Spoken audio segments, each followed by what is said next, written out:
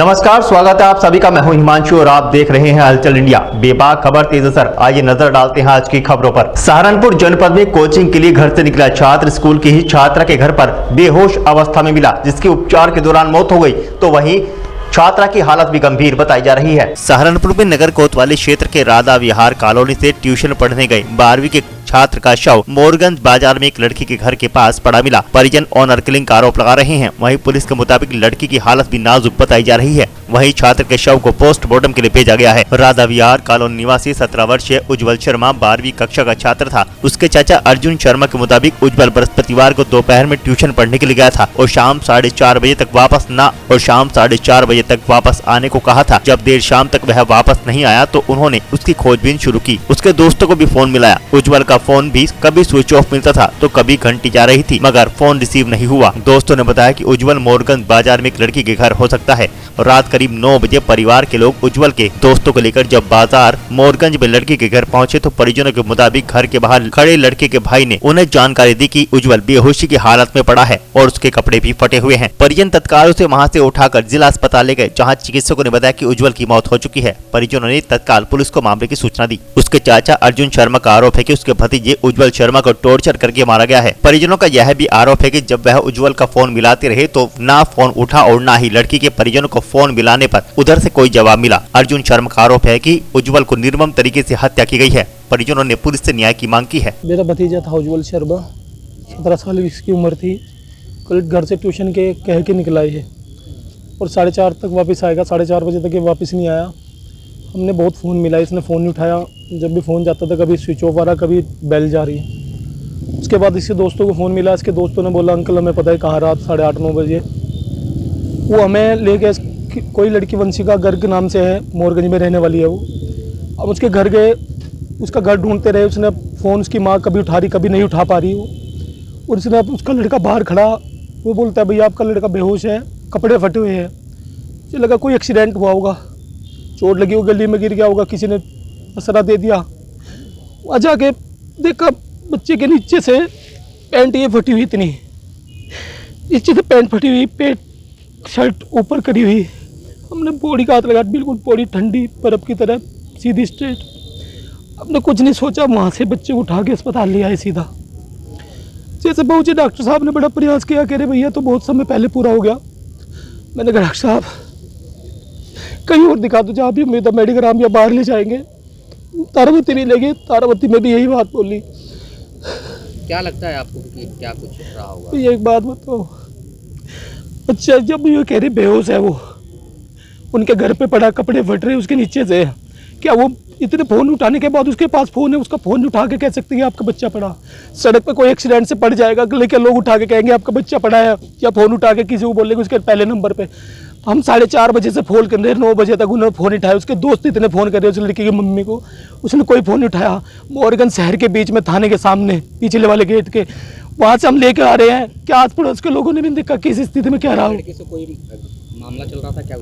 भैया उसकी माँ भी कहती है, हमारे भैया ने बच्चे भी बोलते उसको बहन बनाया हुआ है। अब क्या कहानी रही वो जाने, ऊपर वाला जानता है। और कहीं किसी चीज़ में अगर वो घर भी था तो हम लोग बैठे थे, अगर गलत है तो हम अपने की गर्दन तारते हैं। मरना था एक्सीडेंट में मर जाए, दुख नहीं है, मरना सबको है, लेकिन ऐसे निर्दयता है भैया। डॉक्टर से पूछा मैंने, कहा कोई जहर वहर दिया है क्या, उल्टी उल्टी क्यों नहीं कर रहा, कुछ इसको इंजेक्शन दिया है, कहीं कुछ ऐसा चोट निशान गला घोट के मारा हो, तो कुछ नहीं बोले भैया, हमें समझ में नहीं आ रहा। हमने देखा मेरे साथ जितने साथी परिवार के लोग नीचे से जो पैंट पड़ी, कहीं टांग दबा के तो नहीं, तड़पा के तो नहीं मारा। मुझे लग रहा उसको बहुत टॉर्चर करके मारा है। इतना टॉर्चर करके मारना, ऐसे मारना किसी बच्चे को, 17 साल के को।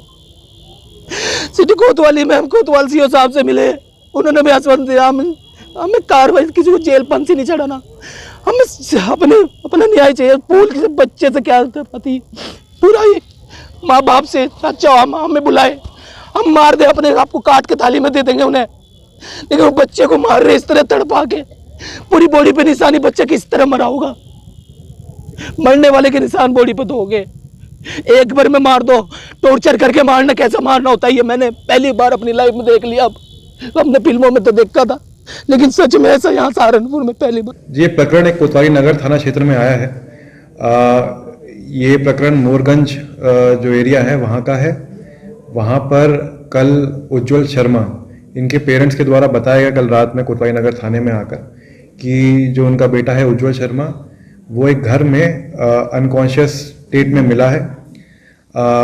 पूरी जांच जब करी गई तो पता चला इसमें कि वो जो घर है वो उसी लड़के की फ्रेंड का एक घर है। दोनों साथ में स्कूल में पढ़ा करते थे। उज्जवल शर्मा की भी एज 17-18 की है, इसी तरह लड़की की भी एज 17-18 की है और दोनों साथ में स्कूल में साथ में पढ़ते थे। दोस्ती इनकी 2-3 साल से थी और अभी बोर्ड के एग्जाम्स में भी साथ में पढ़ाई कर रहे थे। कल करीब 1:30 बजे ये लड़का अपने घर से निकला है। सीसीटीवी फुटेज में दिखा है कि ये लड़का अपनी बाइक पर इस लड़की के घर गया है। उस टाइम घर में बताया जा रहा है कि कोई नहीं था। उसके बाद से ही इसने अपने घर वालों के फ़ोन रिसीव नहीं करे, कोई मैसेज का जवाब नहीं दिया और शाम को जब घर वालों ने ढूंढना स्टार्ट किया तो किसी कॉमन फ्रेंड के माध्यम से, दोनों का जो कॉमन फ्रेंड था उसके माध्यम से उनको पता चला कि ये लड़की के घर में है। फिर जब उसके पेरेंट्स लड़की के घर पे जाते हैं तो वहाँ पे लड़की के पेरेंट्स से मिलते हैं और उनके द्वारा बताया जाता है कि दोनों इसी स्थिति में वहाँ पे कमरे में पड़े हुए थे। लड़का एक्सपायर कर गया है, उसका अभी इस टाइम पे पोस्टमार्टम की कार्रवाई चल रही है। पैनल द्वारा पोस्टमार्टम कराया जा रहा है। उसमें मेरे द्वारा भी घटनास्थल का निरीक्षण किया गया है। वहाँ पे कल रात को भी फील्ड यूनिट को भी भेजा गया था जो आसपास जो उस कमरे में एविडेंसेस हैं या उस घर के आसपास कोई एविडेंसेस हैं वो कलेक्ट करने के लिए। अभी तक ये घटना में ये क्लियर नहीं हो पाया है कि ये इनके द्वारा खुद ही किया गया है या किसी बाहरी व्यक्ति के द्वारा ये पूरी घटना को पारित किया गया है। अभी जो इसमें लड़की है वो अनकॉन्शियस है, वो अंडर ट्रीटमेंट है हॉस्पिटल में। उसकी हालत क्रिटिकल बताई जा रही है, लेकिन डॉक्टर्स अभी होपफुल हैं कि उसको होश आ जाएगा ही और जैसे ही होश आएगा तो उसके बाद में उससे पूछताछ करी जाएगी, उससे स्टेटमेंट लिए जाएंगे और एग्जैक्टली वही बता पाएगी कि उस दिन उस घर के अंदर क्या हुआ है जिसकी वजह से ये स्थिति उत्पन्न हुई है। सर क्या प्रेम प्रसंग का कुछ मालूम? ये अभी हमारे जैसे मैंने बताया आपको, प्रेम प्रसंग के बारे में बताना थोड़ा जल्दबाजी होगा क्योंकि ये दोनों सेम स्कूल में थे, सेम स्कूल बोर्ड के एग्जाम के लिए पढ़ाई भी कर रहे थे। तो ये प्रेम प्रसंग था, दोस्ती थी या साथ में पढ़ाई करते थे।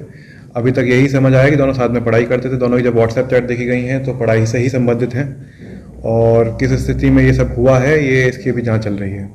वक्त तो चला है आपसे विदा लेने का। कल फिर होंगे हाजिर कुछ नई और ताजा खबरों के साथ। तब तक के लिए दीजिए हमें इजाजत। नमस्कार। देखते रहिए हलचल इंडिया। हलचल इंडिया के YouTube चैनल को सब्सक्राइब करना ना भूलें।